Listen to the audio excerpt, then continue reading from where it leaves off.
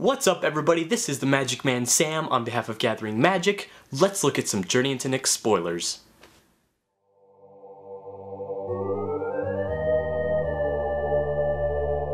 Alright, first of all, it feels like just yesterday that we were spoiling Born of the Gods. Journey into Nyx is coming up. If you haven't seen the trailer for this, go! It's full of flavor, it's full of Erebos, it's full of doom for either Elspeth or Ajani, who everyone is excited about coming to Theros, but he might already be getting the cotton block.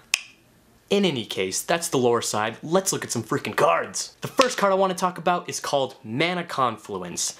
It is a land, it is pretty much a City of Brass reprint. The only difference is that instead of taking a damage from City of Brass, you actually have to pay 1 life. So a very small subtlety that doesn't make any sort of impact in Standard, but in Eternal formats that could be a difference maker.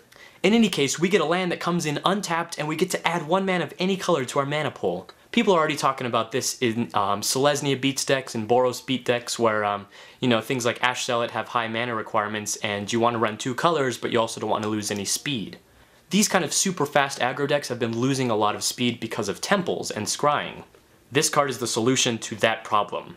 Everybody knows that red deck wins doesn't care about life total at all, they just need to beat you by turn 4 or they're done. This is a huge enabler in that sense because paying 1 life means nothing to these kinds of decks. So this card will see a lot of play over the next 2 years. It's an amazing fixer once Shocklands rotate out. And personally, I'm just excited because if you know me, you know how much I love Chromanticore.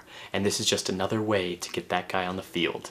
Mana Confluence, Rivers of Kruphix, flavor, playability, awesome. The second set of spoilers I'd like to talk about kind of revolve around the devotion mechanic, and those are Scourge of Fleets, Spawn of Thraxus, and Hall of Triumph. These 3 cards hint at devotion without actually using the mechanic itself, explicitly. They're subtle nods to the idea that devotion existed in Theros, and now since the gods have so much tumultuous stuff going on with them, the people of Theros are no longer devout to gods. So instead of checking devotion when Scourge of Fleets enters the battlefield, he checks the number of islands you control. 1, this card's art is amazing, just a knock out of the park. 2, this is a Kraken, so I'm looking at you, Whelming Wave. 3, it's a Psygrift attached to a freaking creature. If you just play mono blue, especially in EDH, this thing's gonna come down and say goodbye to all of the opponent's creatures, at least for a turn.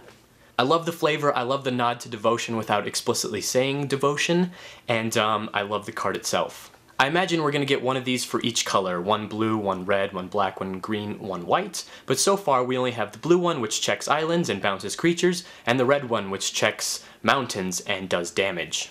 Really cool cards, gonna be fun in Limited, gonna be great in Commander, and I hope we see him in Standard. Moving on, we're gonna go to the Johnny side of things with a card called Dacra Mystic. Dacra Mystic is a 1-drop, it's a blue, it's a merfolk, it's a 1/1, and it says pay a blue and tap. Each player reveals the top card of his or her library. You may put the revealed cards into their owner's graveyard. If you don't, each player draws a card. Alright, I just get very giddy about this card because I love Spellheart Chimera, I love Steam Augury, and I love graveyard checking cards. This is also a 1-drop, so in that deck that didn't have any 1-drops, this is the one.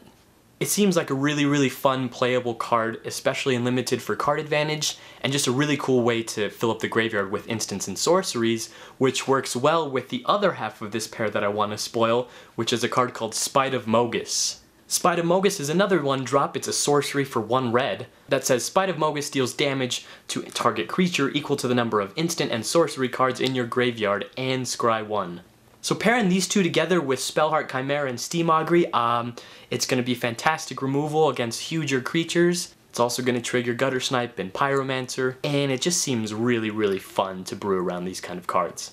So go at it, Johnnies, let's see what you got.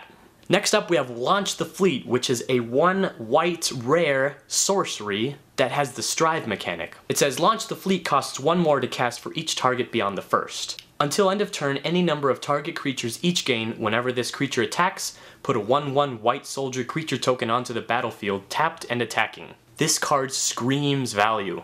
It's going to turn all of our creatures into mini Brimazes. Obviously the only downside is that it is a sorcery, so no combat tricks here.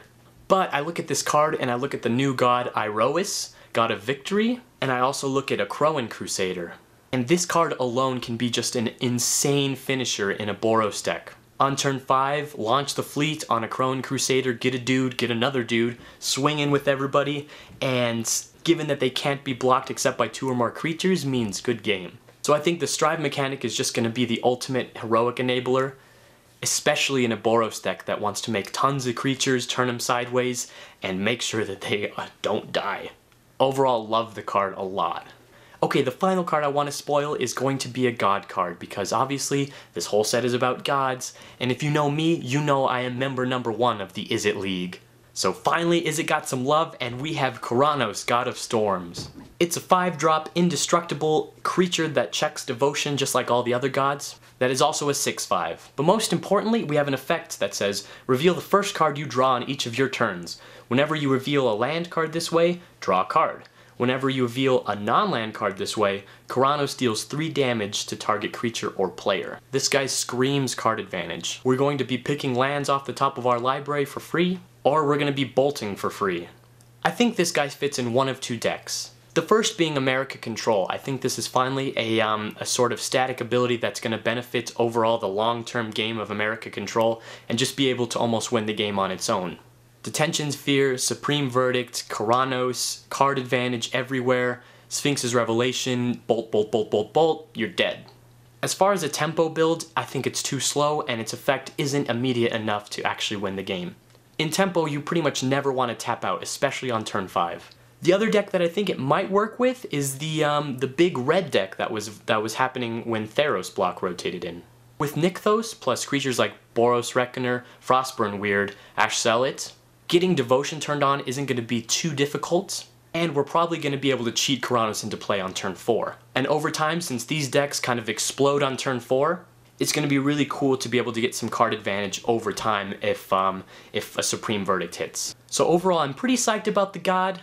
But unfortunately, because he costs 5, I think that it's going to be a little bit too slow to see it in the deck that I want to build. Alright guys, that's it for now. Those are the spoilers that I chose to talk about. Leave me some comments, tell me your ideas. I want to see more Johnny cards. I want to see Journey to Nyx have a huge explosion. I think Morrow and R&D knocked it out of the park again. I think they're getting very, very creative with all the mechanics, and especially all the flavor for this capstone project to top off the Theros block. So the set drops in a couple of weeks on May 2nd, and it's time to start brewing some sweet decks. Alright guys, I'm out of here. It's time for me to ascend into Nyx.